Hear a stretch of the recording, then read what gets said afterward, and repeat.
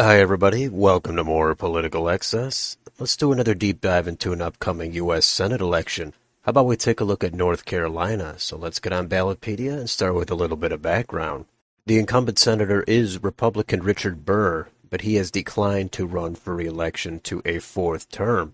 6 years ago, when he won re-election, he won with 51% of the vote, which was good enough for just under a 6-point margin. So this time the nominee for the Republicans is Ted Budd, and he is currently serving his third term in the U.S. House. His opponent on the Democratic side is Cheri Beasley, and she previously served on the North Carolina Supreme Court. She was actually the Chief Justice, and she very, very narrowly lost re-election 2 years ago, losing by only about 400 votes. So let's take a look at their primaries. Well, Cheri Beasley had minimal challengers, and she won with over 81% of the vote, while Ted Budd did have some primary challengers, including former Governor Pat McCrory, but Budd ended up winning very easily with 58% of the vote. And there will also be Libertarian and Green Party candidates on the ballot as well. So let's go down here and see how this race is rated. Cook Political Report has it at Lean Republican, Inside Elections has it at Tilt Republican, and Larry Sabato has it at Lean Republican. My own rating is Lean Republican. Ted Budd has more or less had a consistent advantage throughout this entire campaign. There has been some polls that have shown it very narrow, so I don't expect Budd to win by double digits or anything. Low to mid single digits seems like a fair characterization. I think at this point it would be a notable upset if Cheri Beasley were able to squeak out a win. Ted Budd has long had the backing of Donald Trump, so he has to maintain firing up that base, as well as winning over some of the suburban swing voters. And as for Cheri Beasley, she seems like a fine candidate. The only thing I don't really understand is after you lose a Supreme Court election, I would think that might have tainted your brand a little bit. So to come right back out a couple of years later and run for U.S. Senate, I don't necessarily think she's starting off on the right footing with that kind of a background. But let's go down and take a look at the campaign finance. And Cheri Beasley actually has a lot more money raised than Ted Budd. I guess there's a lot more excitement from Democrats and outside groups. They think Cheri Beasley is the one to win this seat. But as I said, she did just lose a statewide election, and it was for Supreme Court, too. It's usually not the most overly political elective office. But Ted Budd, he does have a lot of money raised. It seems like this race is not really coming down to money. If Ted Budd has a clear advantage, there's clearly something else going on here. Probably more so about the individual candidates, but especially the national environment and national issues. Let's go down a little bit further and take a look at how the counties are trending on a presidential level.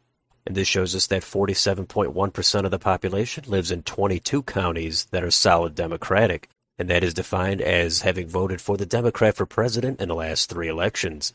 All the way on the other end, 46.3% of the population lives in 68 counties that are solid Republican. So right away, this already looks like a fairly even state. But the remaining counties that have 6 or 7% of the population in them, and those are trending one way or the other and have voted for the Democrat or the Republican for president in 1 or 2 out of the last 3 presidential elections.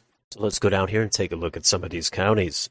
And keep in mind the shading does not indicate margins, it just indicates if they voted for the Democrat or the Republican for president in the last 1, 2, or 3 elections. The most populous county is Wake County. That has the capital Raleigh, and that voted for Joe Biden last time with over 62% of the vote. And as we hover over any of these counties, that does show this has trended toward the left over the last 3 elections. Mecklenburg County, that has Charlotte, that has also trended toward the left, as we can see. Joe Biden winning that by an even larger margin with over 66% of the vote to Donald Trump's 31.5%. 2 other large counties, Guilford and Forsyth, those have Greensboro and Winston-Salem in those. Those supported Joe Biden also by a wide margin, less so than the 2 previous counties, but those 2 have also trended just a little bit toward the left over the recent cycles. A heavily lopsided county is Durham County. That went over 80% for Biden last time. So if all those major counties are voting for the Democrats and trending away from the Republicans, you might wonder how are the Republicans actually winning these statewide elections. There are some medium-sized counties the Republicans do well in, but a lot of the more rural red counties voted for Donald Trump by very wide margins, easily over 60 and plenty over 70% of the vote support. And many of those margins have only increased over the last 3 cycles. These light red counties do indicate they have flipped and voted for Donald Trump in the last 2 cycles, So those are some more votes there that are trending toward the right, but the state as a whole is likely going to slightly trend toward the left in the future. Most of these statewide elections are highly competitive. Republicans do seem to have a tilt edge when it comes down to it. That's why they've been able to win most of these. But most of us might remember Barack Obama did carry this state narrowly in 2008. So it is a highly politically polarized state. But this year, Republicans are expected to do reasonably well. Not by wide margins, but just enough in just the right places to end up carrying these races. Let's move on to YouTube and see what they've got on their channels. Here is Ted Budd's channel. He has ads, he has events, and he has other videos related to his campaign. And I believe this is Cheri Beasley's channel. She does not have much on here, nothing recently. I have seen ads for Cheri Beasley. They're just not on this particular YouTube channel. So that is a little bit disappointing. But let's move on to their official campaign websites. Here is Ted Budd's if you want to see where he stands on the issues or donate to his campaign. And here is Cheri Beasley's site if you want to read about her, see what she's up to, or donate to her campaign. And how about any debates? Well, there was one not too long ago. Here it is on C-SPAN. It's nice to see a debate like this. I did watch it. I'm not sure how much it's going to change, but take a look at it here if you'd like. The link will be down below in the description.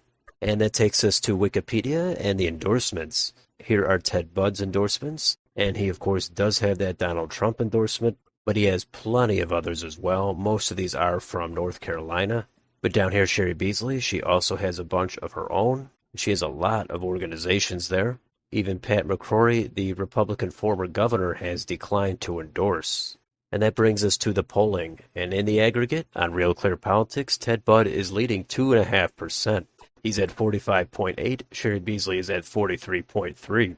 Let's take a look at some of these individual polls. The most recent polls do show Ted Budd with a slight advantage. Some of the earlier ones show a tied race, and even some others show Cheri Beasley with a very slight edge. Ted Budd is barely hitting 50% in any of these polls, so that's not a great sign for him. But Cheri Beasley really struggles to get above 46% in any of these polls herself. So take a look at the crosstabs on some of these polls if they're available.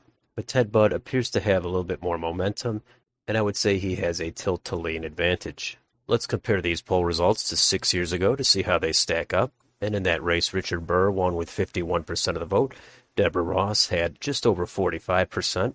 And these polls are rather lackluster. They did underestimate Richard Burr considerably. Some of them at the end only had him in the mid to high 40s when he got 51%. And Deborah Ross's support was probably also overestimated by 1 to 2 points. I remember that race, and I remember people thought that Deborah Ross was going to be able to pull it off in the end. Hillary Clinton was supposed to win that election, and in comes a new wave of U.S. senators, including Deborah Ross. But in the end, it wasn't really that close, and Richard Burr won that by a likely margin. So if these polls are any indication of this year's polls, then Ted Budd is in for a very comfortable win. And finally, let's get on PredictIt and take a look at the market. And this shows us that he is at 87 cents and Cheri Beasley is down at 14 cents. So that is fairly overwhelming for Ted Budd. It doesn't mean he's guaranteed to win. There's always room for an upset. But in conclusion, I think Ted Budd is going to win, probably by about 4 to 5 points. Yes, North Carolina is regarded as a swing state. It's fairly purple with probably a red tilt, but the national environment favors Republicans. There hasn't been any obvious scandals that I'm aware of. So given those basics, North Carolina is going to be just slightly too red of a state for Cheri Beasley to be able to win this cycle. If she gets it down to a 1-point loss, I think that would be a solid night for her. Right now, I would think it would be more like 4 to 5. It could even get above 5 points. I think it is starting to push it if you're getting it to 6 or 7 points. But that's on the table too if these polls are way off and there is a big red wave. So taking back-to-back statewide losses for Cheri Beasley, I don't think that's a good look. If she narrowly lost 2 years ago, and this time it was a blue wave, then I can see it making sense. She would probably win by a few points. But 2 different statewide offices in back-to-back cycles, I just think they should have tried someone else. So that is a deep dive into the North Carolina U.S. Senate election.